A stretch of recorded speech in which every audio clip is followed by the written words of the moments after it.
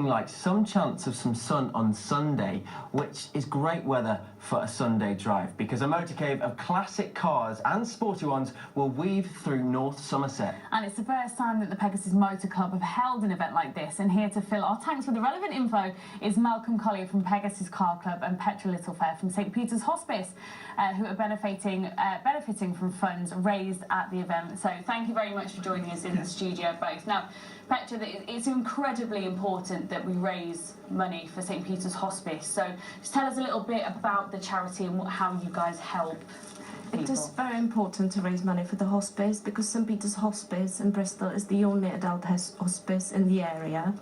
And we look after 2,000 patients every year at the end of their lives, and we also extend our care to their families, and we're trying to make their last days, weeks and hours as comfortable and pain-free as possible.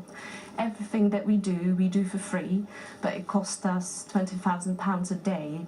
We get about £5,000 from the NHS, but the £15,000 we just rely on the Bristol community to help us to get together, to get fundraising and raise money for us so we can continue giving out the care that we do. So it's very important, and we're very thankful to Pegasus Motor Club that they want to work with us and support us.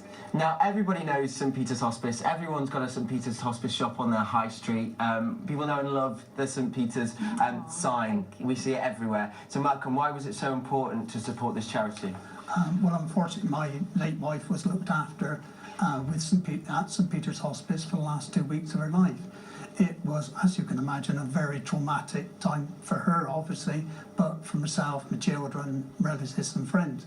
And so St Peter's Hospice Bristol, well, I don't know where we would have been without them. The care, the compassion, everything was fantastic. So after Jenny passed away, I thought, right, okay, let's give something back. So we've raised money through car events, but only small amounts. We've participated in all the St Peter's Hospice Walk to Remember, Tour of Bristol, you name it. But then we came up with an idea of a Tour of Bristol. So yes, and that started off last year. It sets off at Oakham Treasures is Portbury, around the Portbury area. Yes. Yeah, I drive past it sometimes. It looks like a very interesting place, but it's going to get even more interesting this Sunday because there's going to be a lot of very interesting vehicles arriving. Tell us about what's going to be there. Okay, well, Oakham Treasures have worked with us very well because they don't normally open on a Sunday, so they've agreed to open. There'll be tea and coffee from about 8:30. The first cars depart at about 9:45, and then they go off to Portishead, Clevedon, Weston-super-Mare, down to Highbridge, and it's a coastal tour, and it's some very, very picturesque views. Then from Highbridge over to Mendips, up through Cheddar Gorge, back over to Mendips, back to Oakham Treasures for tea and cake. Sounds like tea and cake, sounds beautiful. Yeah, yeah. Now, we can see on the screen there, they're not just ordinary cars that are going to do this route, they're classic cars and sports cars. So is it sort of a niche of the type of people that would have these cars? You bring your own? You bring your own, yes, I mean, you're not going to give out some classic and sports cars on the day, no? No, we won't be loaning our car out. But yes, people, we do lots of classic car events, shows, runs, so you meet lots of people, lovely people. And we'll be up hopefully around 50 cars, which is going to be 100 people. It's the first year, it will grow.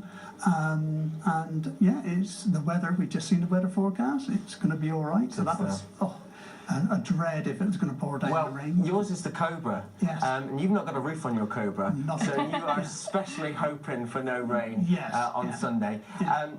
Now, it's going to be very noisy around that area because we just heard outside, we're going to hear more and see more from the cars later, but we've already given their motors a bit of a whir, and weren't they loud, Chills? Wow, they were very, very loud. I've been to the TT races in the Isle of Man, and it could give them a run for their money. It's very, very loud. Now, Malcolm, you've taken your car on some very famous tracks, haven't you?